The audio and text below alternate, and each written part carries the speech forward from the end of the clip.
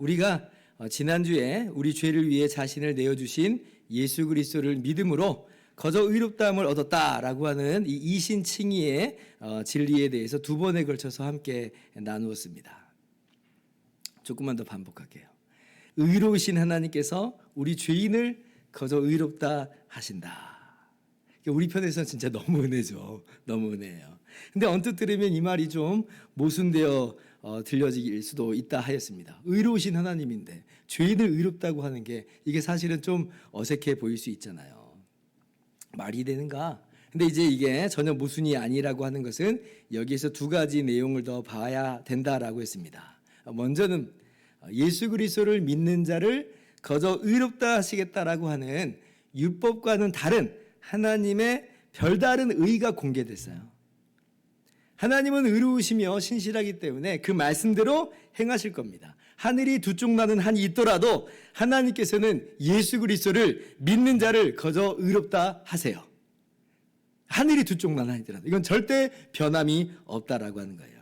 둘째로 예수님 믿는 자와 연합하여서 하나가 되어주신 예수님께서 바로 그렇게 죄인을 의롭다라고 하시는 그 의로움의 근거요 토대가 된다라고 제가 말씀을 드렸죠. 그래서 하나님의 별다른 의라고 하는 게 그렇다고 해서 율법을 전혀 무시하는 그런 상황은 아니라 하였습니다. 그리스도와의 연합 안에서 그리스도께서 그 율법의 요구를 다 이루신 거예요.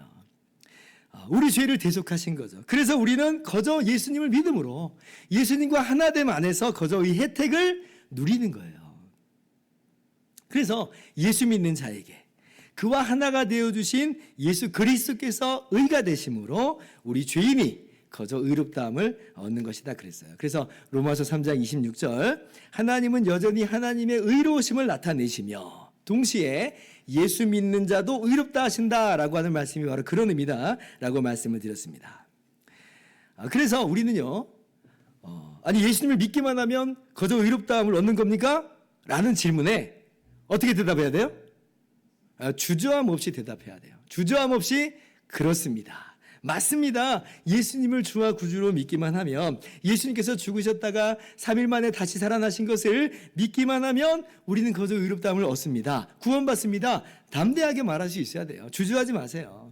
이것이 바로 믿음의 법이라 그랬어요. 믿음의 법이다. 그래서 루터가 이 율법 외에 하나님의 이 한 의를 깨닫고 막 덩실덩실 춤을 췄다고 그러잖아요. 전에는 하나님의 의 그러면 그건 율법 하나님 말씀인 율법을 순종하고 지켜내야 그 하나님이 의롭다라고 하시는 그런 의인 줄만 알았어요.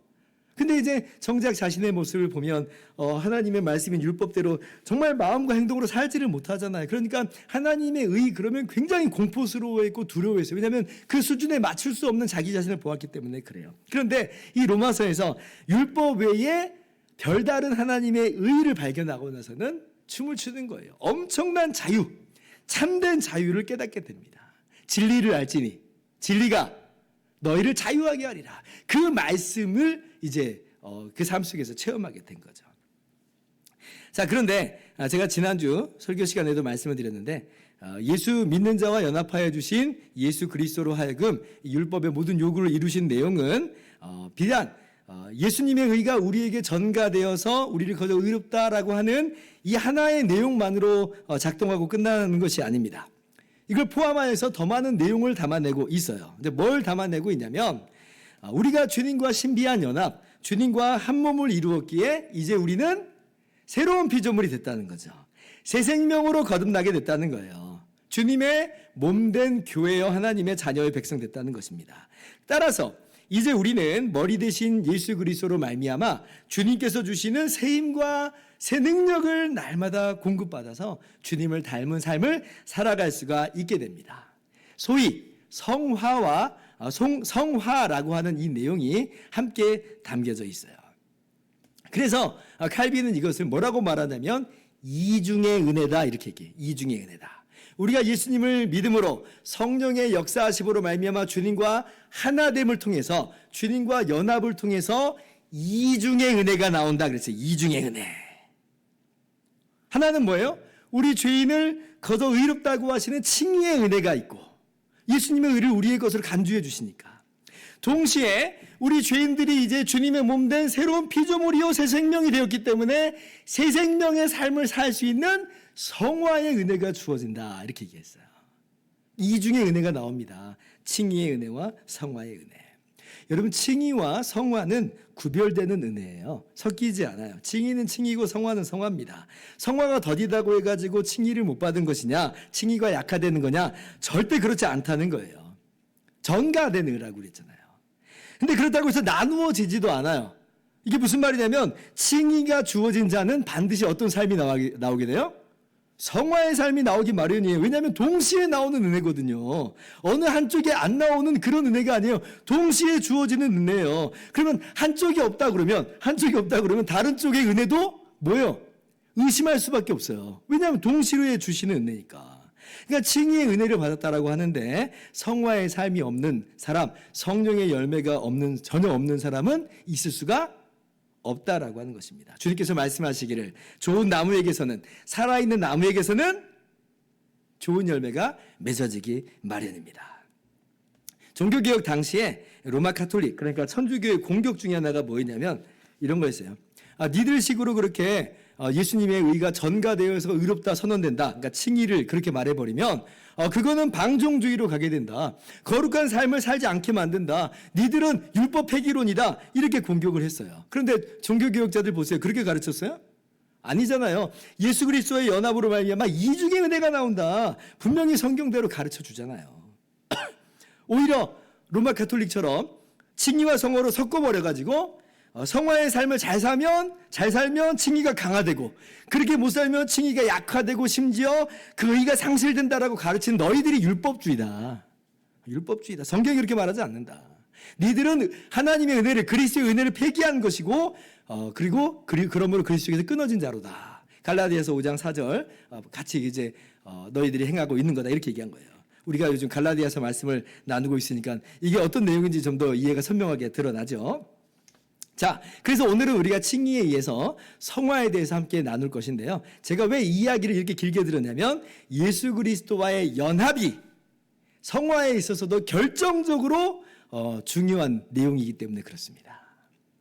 주님과의 연합으로 말미암아 칭의의 은혜가 주어지고 성화의 은혜가 동시에 주어진다. 기억하시기 바랍니다. 자, 이러한 예의를 가지고 벨직 신앙고백서 24항을 한번 읽어봅시다. 24항 한 문단씩 한 단락씩 돌아가면서 교독해서 읽을게요. 거룩하게 하심과 우리의 선행에 관하여 우리는 하나님의 말씀을 듣는 것과 성령의 사역을 통하여 사람 안에 일으키는 이 참된 믿음이 사람을 중생시키고 새 사람으로 만드는 것을 믿습니다. 이 믿음은 사람을 새 생명 가운데 살게 하고 죄의 노예 상태에서 해방시킵니다. 따라서 죄인을 의롭게 하는 이 믿음이 사람으로 하여금 선하고 거룩한 삶에 무관심하게 만든다는 것은 사실이 아닙니다. 오히려 반대로 이 믿음이 없이는 아무도 하나님에 대한 사랑으로 어떤 일을 하려고 할 자가 없고 그저 자기에 대한 사랑이나 혹 정죄에 대한 두려움에서 어떤 일을 할 뿐입니다.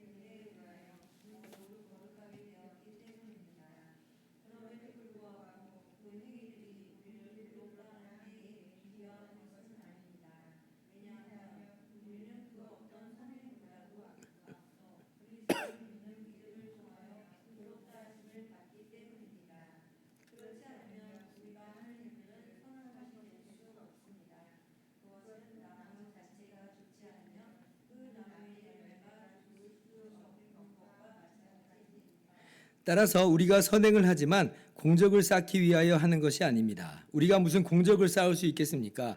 우리가 하는 선행에 관하여서는 우리가 하나님께 비친 것이지 그 반대가 아닙니다. 왜냐하면 너희 안에서 행하시는 이는 하나님이시니 자기의 기쁘신 뜻을 위하여 너희로 소원을 두고 행하게 하시기 때문입니다. 따라서 이와 같이 너희도 명령받은 것을 행한 후에 이르기를 우리는 무익한 종이라 우리가 하여야 할 일을 한 것뿐이라 하고 기록된 말씀을 마음에 새깁시다. 우리는 하나님께서 선행에 대하여 상을 주실 것을 부인하지는 않지만 그분의 선물들에 관을 씌워주시는 일은 바로 그분의 은혜로 말미암는 것입니다.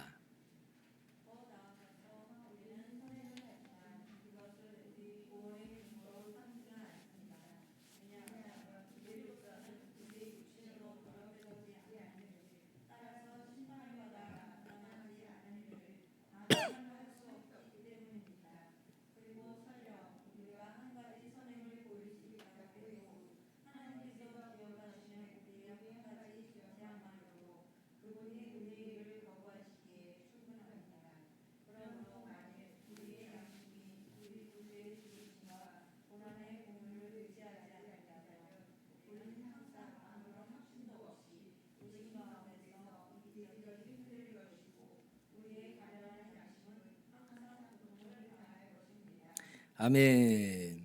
네, 이 내용을 여러분도 아마 동일하게 아멘 하면서 고백하실 수 있을 거라 생각을 합니다.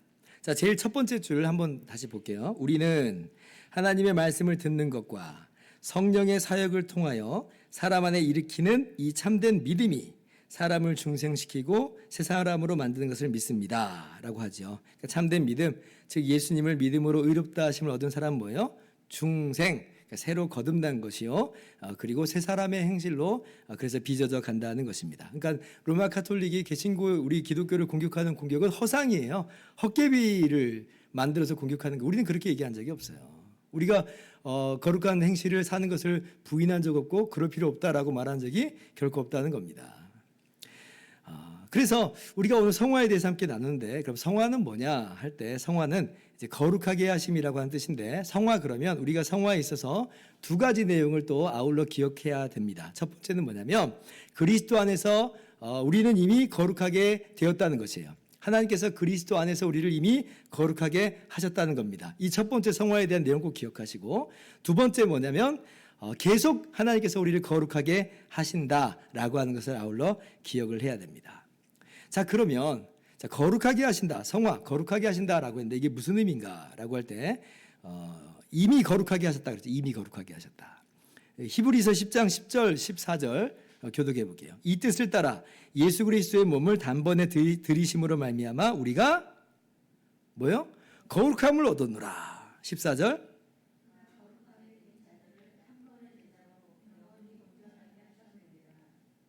자, 이미 거룩하게 하셨다. 이게 성화의 한 내용이라고 그랬어요. 성경 말씀 뭐라고 그래요? 10절에 우리가 거룩함을 얻었다. 14절에 거룩하게 된 자들을 영원히 온전하게 하셨다. 그래요. 그러니까 우리는요, 예수님의 십자가 대속으로 말미암아 이미 거룩하게 된 자들입니다. 더 이상 죄와 상관없는 죄로 말미암는 정죄와 심판은 이제 우리하고 상관없는 그런 자들이 되었다는 것이에요. 이걸 다른 말로 뭐라고 말하자면 하나님께서 우리를 하나님의 것으로 구별하셨다는 거예요. 하나님의 것으로 구별하셨다. 여러분 성경을 보면 거룩이라고 하는 단어, 거룩, 거룩한, 거룩하다라고 하는 이 단어가 제일 먼저 쓰인 곳이 어디냐면 창세기 2장 3절입니다. 창세기 2장 3절 보면요. 자, 하나님이 그 일곱째 날을 복되게 하사 거룩하게 하셨으니 이는 하나님이 그 창조하며 만드시던 모든 일을 마치시고 그날에 안식하셨음이니라. 자, 일곱째 날을 어떻게 하셨다는 거예요? 거룩하게 하셨다는 겁니다. 우리는 거룩 그러면 제일 먼저 떠오르는 이미지가 무슨 근엄하고 뭐 장엄하고 또 혹은 도덕적이고 윤리적인 어떤 순결 이런 것들을 먼저 떠올리기 쉬운데 근데 이제 원래 원뜻은 그렇지 않은 것 같죠? 그죠? 일곱째 날을 거룩하게 하셨다라고 할 때는 그런 내용들을 우리가 매칭시키기가 어렵잖아요. 그러니까 그런 것들이 거룩이라고 하는 것에 있어서 첫 번째 의미가 아니라고 하는 겁니다. 그럼 첫 번째 의미는 뭐냐? 하나님이 구별하셨다는 거예요. 일곱째 날을 구별하셨다. 그리고 이제 그 다음에 거룩이라고 한 단어가 두 번째 언제 쓰이냐면 출애굽기 3장 5절에 쓰여요. 그것도 제가 찾아와 봤습니다. 하나님이 이르시되 이리로 가까이 오지 말라. 내가 선 곳은 거룩한 땅이니 내 발에서 신을 벗으라. 하나님께서 지금 모세를 부르시는 장면이에요. 그러면서 말씀하시기를 네가 선 곳은 거룩한 땅이다. 아니 지금 여기 광야거든요. 광야의 한 곳이에요. 그러니까 이게 무슨 거룩이라고 하는 단어와 매칭이 잘 안 됩니다. 다른 땅하고 아무런 차이가 없는데요. 이게 왜 거룩인가? 거룩한 땅인가? 라고 할 때 왜 그래요? 하나님이 모세를 만나 주시는 자리거든요. 그렇게 구별해 놓은 곳이거든요. 그러니까 이것을 거룩한 땅이다 이렇게 말해요. 이외에도 우리가 더 언급할 수 있는 여러 가지가 있죠. 성막을 일컬어서 거룩한 곳이다. 제사장들의 옷을 거룩한 옷이다. 이런 것들을 보면 이게 왜 거룩인가라고 할 때 하나님이 구별하셨다는 거예요. 그러니까 이스라엘을 성민이다, 거룩한 백성이다 마찬가지죠. 하나님이 이스라엘을 하나님의 것으로 구별하셨다 이 말입니다. 제가 이 말씀을 이렇게 무슨 말씀 드리고 싶은 거냐면 거룩이라고 하는 원래의 뜻은 뭐냐면 본질적으로 구별된 하나님의 것으로 분리시킴 이제 이런 뜻이 있다는 거예요. 그래서 하나님께서 거룩하다라고 할 때는 하나님은 다른 피조물과는 구별된 분이다. 이런 뜻이죠. 너무 당연하죠. 왜냐하면 하나님은 창조주시니까 모든 피조물을 만드신 분이니까 구별된 분이세요. 그런 의미에서 거룩하신 하나님 이렇게 이야기하는 거예요. 그럼 우리의 거룩은 뭐냐라고 할 때 우리가 그럼 하나님이냐 이런 말은 아니고 우리는요. 우리의 거룩을 말할 때 뭐냐면 거룩하신 하나님과 관련되어서 구별되었다요. 거룩하신 하나님과 관련되어서 다른 것과는 분리된 존재들이다 라고 하는 것이 우리의 거룩이다 라고 하는 거예요. 그렇게 이해를 하면 우리가 거룩한 백성이다, 거룩한 자들이다, 거룩한 교회다 라고 하는 게 뜻이 확 이해가 됩니다. 우리가 무슨 장엄하고 근엄한 존재들도 아니고 우리가 윤리적으로 도덕적으로 정말 다른 사람들보다 굉장히 탁월해야 되지만 굉장히 탁월한 솔직히 그런 존재들도 아닌데도 불구하고 거룩한 교회다라고 하는 건 다른 이유가 아니에요. 거룩하신 하나님과 관련돼서 구별된 존재들이라는 거예요. 우리가 사도신경에서 그래서 뭐라고 고백해요? 성령을 믿사오며 거룩한 공교회를 믿습니다. 그래요. 교회는 거룩함을 믿습니다. 우리 공동체가 거룩함을 믿습니다. 이렇게 고백하는 거예요. 이미 거룩한 자들인 거예요. 우리 그렇게 거룩합니까?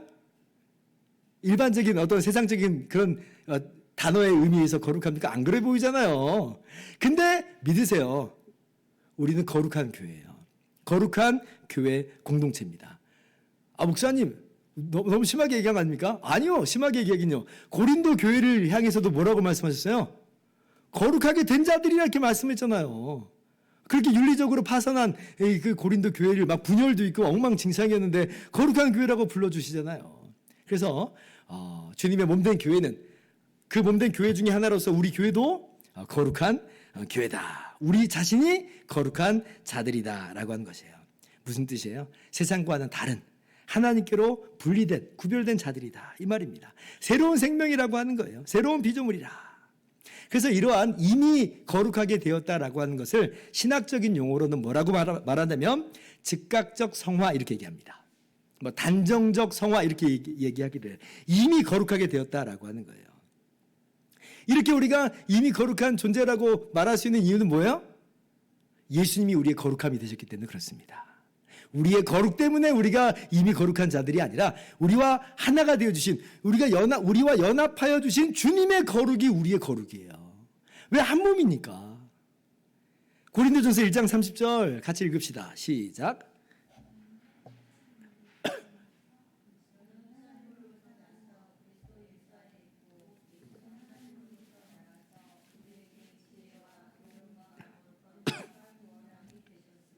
네, 우리와 하나가 되신 예수님이 예수님 안에 있는 우리의 의로움이 되셨다라고 하는 말을 지난주에 말씀드렸어요.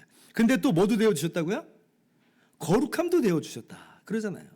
고린도전서 계속해서 말씀하시기를 6장 11절 너희 중에 이와 같은 자들이 있더니 주 예수 그리스도의 이름과 우리 하나님의 성령 안에서 씻음과 거룩함과 의롭다 하심을 받았느니라. 이미 우리는 거룩한 자들이다. 믿으세요? 예, 세상이 뭐라고 말하든지 하나님의 관점으로 우리를 보시기 바랍니다. 우리는 구별된 자들이에요. 우리는 구별되기 위해서 노력하는 자들이 아니라 이미 구별된 자들이다 라고 하는 것 꼭 기억하시기 바랍니다. 자, 그러면서 성화의 두 번째 내용도 있다고 그래서요. 성화의 두 번째 내용을 꼭 기억을 해야 됩니다. 뭐예요? 우리를 계속 하나님이 거룩하게 하신다는 것이에요. 이것을 신학적인 용어로는 점진적 성화다 이제 이렇게 이야기를 합니다. 우리가 성화라고 하면 주로 이 점진적 성화를 이야기해요. 이건 어떤 의미를 담아내고 있냐면 자, 하나님께서는 모든 피조물과 구별되신 하나님이요 또한 죄를 알지도 못하신 하나님이에요. 죄와 구별되신 하나님이세요. 그러므로 자, 우리가 하나님께로 구별됐다라고 하는 것은 이제 어떤 의미를 담아내고 있겠어요? 죄와 분리된 죄와 구별된 삶을 살아가야 된다라고 하는 이 내용을 담아내고 있는 거예요. 왜냐하면 우리 하나님께로 구별됐으니까. 죄를 알지도 못하신 하나님께 구별된 존재들이 어떻게 우리가 죄 가운데 그렇게 살아가는 삶을 살아갈 수 있겠느냐는 것입니다. 자, 이번에 이사야 6장 3절 이하로 한번 가봅시다. 자, 서로 불러 이르되 거룩하다 거룩하다 거룩하다 만군의 여호와여 그의 영광이 온 땅에 충만하도다 하더라. 5절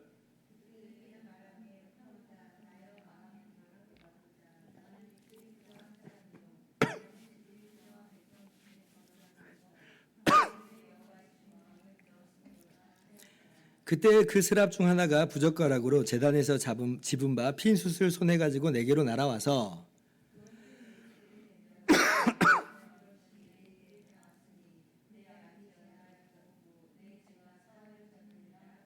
자, 이사야 선지자가요, 거룩하신 하나님을 뵙습니다. 천사들이 하나님을 향해서 뭐라고 말하냐면 거룩하다 거룩하다 거룩하다 이렇게 이야기해요. 하나님 거룩하시다는 거예요. 이때 이사야의 탄식이 뭐예요? 화로다 나여 망하게 되었도다. 나는 입술이 부정한 사람이요 이렇게 얘기합니다. 그러니까 거룩하신 하나님 앞에서 뭘 깨닫냐면 자신의 죄를 깨닫는 거예요. 그리고 자신의 죄를 고백하는 겁니다. 이제 그러니까 이제 천사 중 하나, 천사의 일종인 이 스랍이 이 제단의 숯을 이사야 입술에 대고 하는 말하잖아요. 이것이 내 입에 닿았으니 내 악이 죄화해졌고 내 죄가 사하여졌느니라.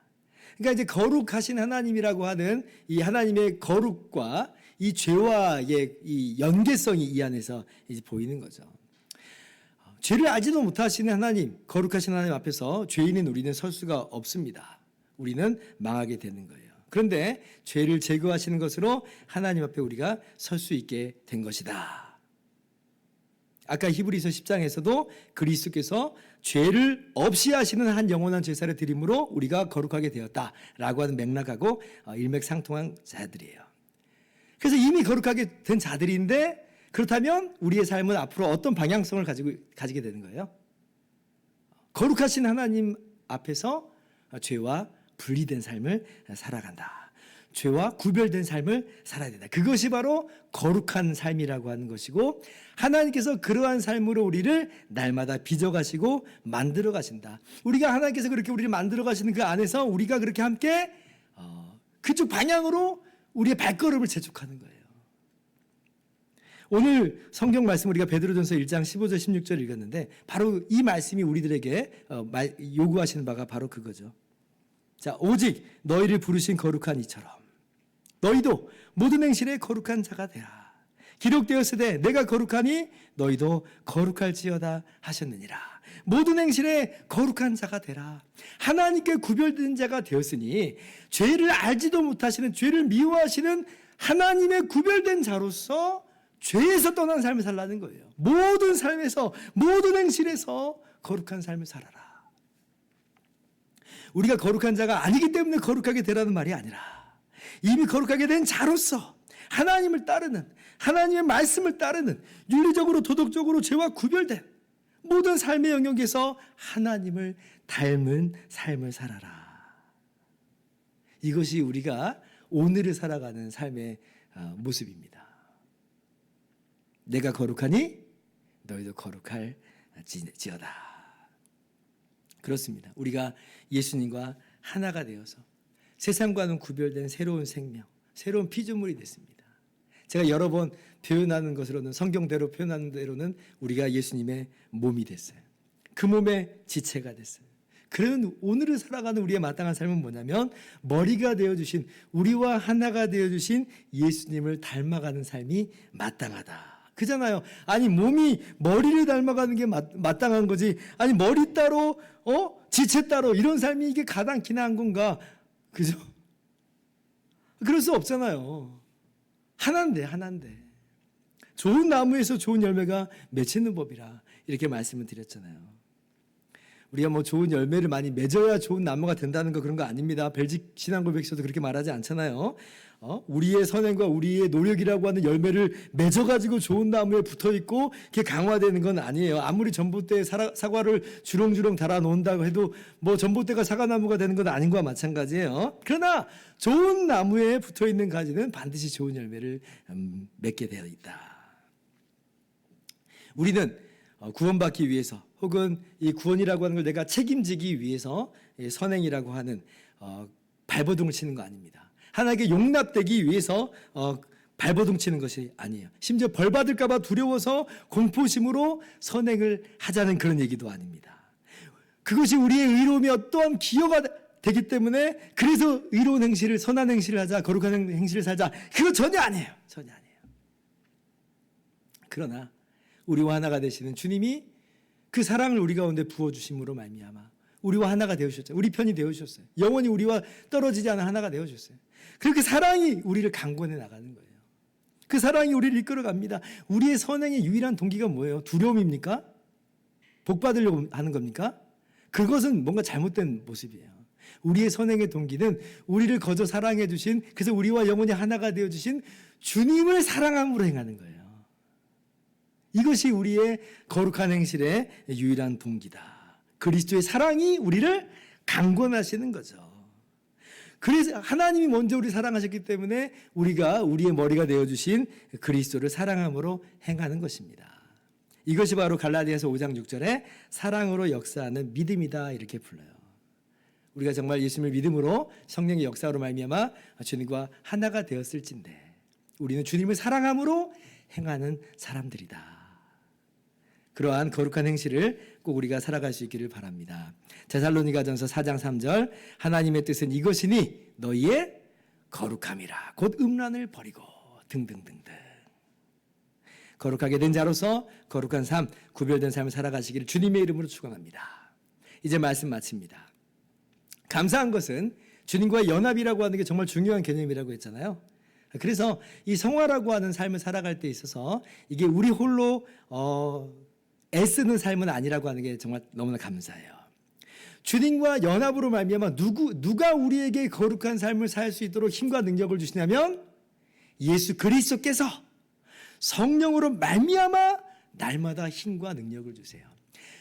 거룩의 삶을 살아갈 수 있는 힘은 머리이신 주님으로부터 옵니다. 머리이신 주님으로 주님께서 성령으로 말미암아 우리에게 주세요. 그래서 우리가 걸어갈 수가 있는 것이에요. 그러니까 우리 홀로 잘 해봐라. 우리 주님께서 그렇게 거룩한 삶을 살라고 이야기만 하고 말하는 것이 아니라는 거죠. 주님이 함께 걸어가십니다. 성령께서 이 거룩한 삶에 있어서 함께 걸어가시는 거예요. 그 은혜가 어떠한 원수의 공격보다도 강하고 크기 때문에 우리는 때로는 비틀비틀하고 깨어지고 넘어지기도 하지만 그러나 승리하는 삶, 그러나 날마다의 거룩한 삶을 살아갈 수가 있어요. 은혜가 더 강합니다. 은혜가 더 강해요. 우리의 머리이신 힘과 능력을 매일같이 공급해 주시는 주님의 힘과 능력이 강해요. 성령의 거룩하게 하시는 역사가 더 강한 거예요.